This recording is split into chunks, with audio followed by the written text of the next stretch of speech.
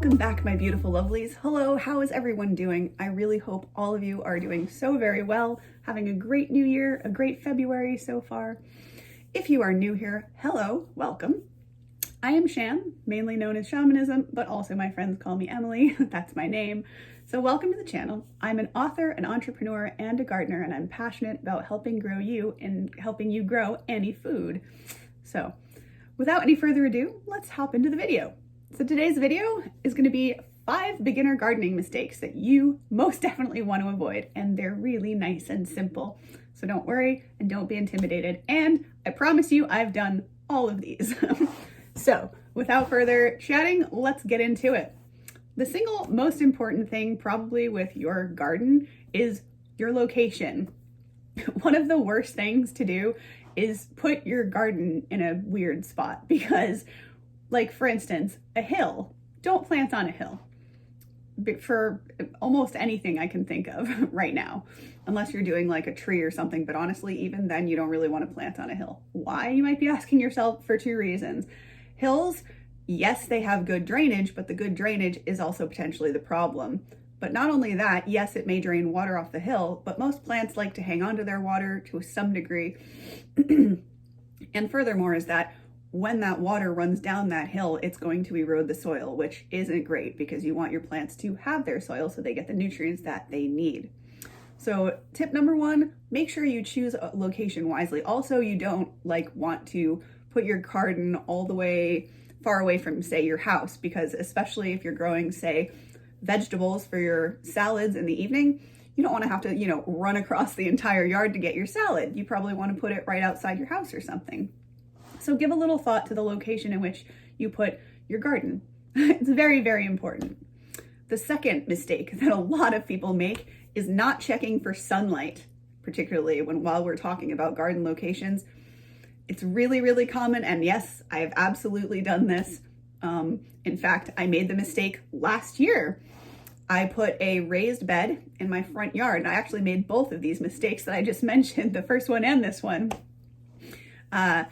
I thought that I knew where the sun was going to fall on this raised bed. And it turned out that because when I was looking at the light situation, I was looking at a time where the leaves on my tree out front hadn't come out. So basically what happened was this raised bed ended up being completely shaded out. And so the amount of sunlight it actually ended up getting was very little. So the only plants that really did well in there were the shade friendly ones. So sunlight is a big important factor. Make sure that not only just that you have enough sun in general, but also make sure that depending on what you want to plant in that area, that you're going to have enough sun for that crop. I've definitely done that one before as well. So the third thing that you want to make sure that you deal with, the third problem that I've seen a lot of people make mistake with, is your water source. Now, you need one, probably, because most of us don't just have a river or stream or whatever next to us. And even if you do have one, you probably don't, it's not convenient to water your crops that way. So most of us are hooked up to a hose. So make sure, again, kind of this plays into location, but make sure that you have a water source available to you within close proximity to your garden. Otherwise, you're going to, yeah, of course, like I said, it can be done, but it's going to be such a pain in the butt because say you have to take, and I've done this too, because I've made this mistake. I think I've done all of these. Is you don't want to cart a bucket of water to and fro from a place over and over and over. Look, if you really want the arm workout or you're really trying to bulk up in an extra way, I guess, go for it. But I would say save yourself the trouble of going through that. The fourth mistake that I've seen loads of people make, and yes, I'm guilty of getting overly excited and wanting to plant far too many things and just not concentrating on them. And I've made this mistake. So don't fall into this trap and accidentally grow foods that you don't like. I say accidentally. Of course, you probably grew them with the intent, maybe like me, you just like to grow things and you got excited.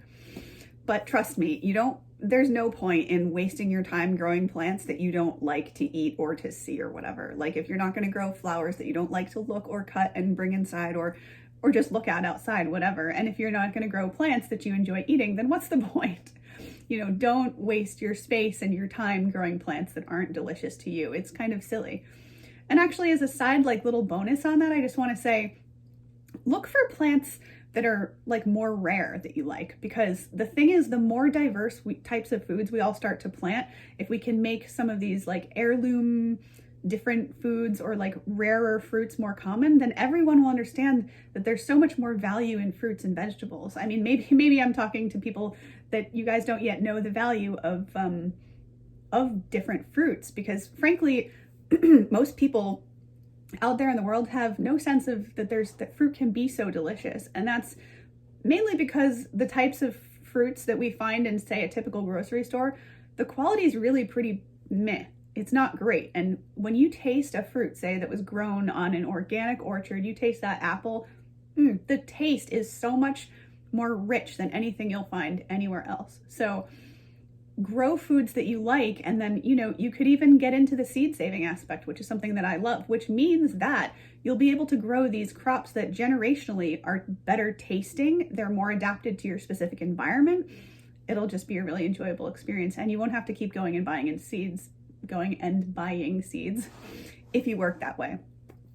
So the last, and in my personal opinion, one of the most important things to do, and one of the things you definitely want to deal with and avoid not doing, something that, seriously, like, if you don't do this, it's gonna save you, or not save you, if you don't do this, it will just, you'll be spending so much time on watering.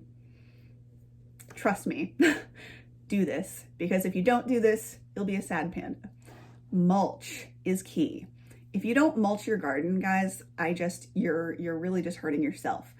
Mulch is so good, and for so many reasons. Now, as I say that, let me throw a small little caveat, which is that for certain crops, you have to wait until the plant kind of matures a bit before you go ahead and mulch them.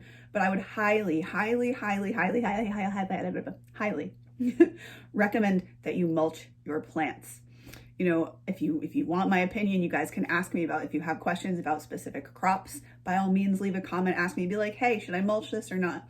But also, you can find that type of information online. But if I can encourage you to do one thing in this video, besides avoid these mistakes, it is to mulch your crops. Whether you do something just in a pot, in a container, or whether you have a raised bed or whatever, mulch it, because it saves you so much water. The plants are saved water. If you go through a drought, that water stays in the ground. You will have worms, be happy in there. The mycorrhizal fungi, which is mushroom fungi, it's hard to explain exactly what it is, but it's a network of mushroom tendrils, kind of, for lack of a better way to put it, which enhances the soil's nutrients so much. It's a symbiotic, I guess what it's technically mushroom. It's the network. It's sort of like, okay, trees have roots, right? And mushrooms have a root system, these mycorrhizal fungi. It's kind of a terrible explanation, but basically they enhance and work symbiotically with the soil and allow lots of nutrients to be in the soil. And having a mulch over the top of your soil encourages this growth, so it's really good for your plant's roots. It's really good for your plants. It's good for the general ecosystem of the soil and everything. So the short thing is, mulch is for the win. So don't shoot yourself an arrow in the knee and not mulch. So with that, those are the 5 big beginner garden mistakes that I hope you don't make now, because you know better. If you guys have any tips that you want to throw in there, throw them in the comments. And hey, let me know where you're tuning in from, by the way, because I love to know, especially because I may be moving climate, and I'm curious to know what types of climates you're all in and what sorts of foods you can grow. For instance, me, I'm here in the cold, and that's why you guys haven't seen me physically be gardening yet, because we still have 2 feet of snow outside. And unfortunately, I don't yet have a greenhouse, but I'm working on that.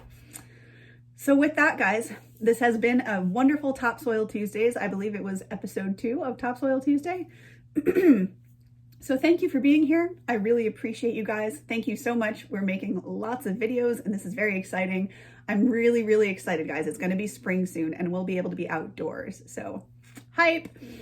All right. I love you guys. Make sure you're taking care of your temple. Eat right. Eat lots of high vibe foods, fresh fruits and vegetables, and lots of water. Water is life, guys. And remember, every once in a while, to stop and smell those roses. With that, this is Sham signing out for another video, and I will see you in the next one. Take care, everyone. Bye.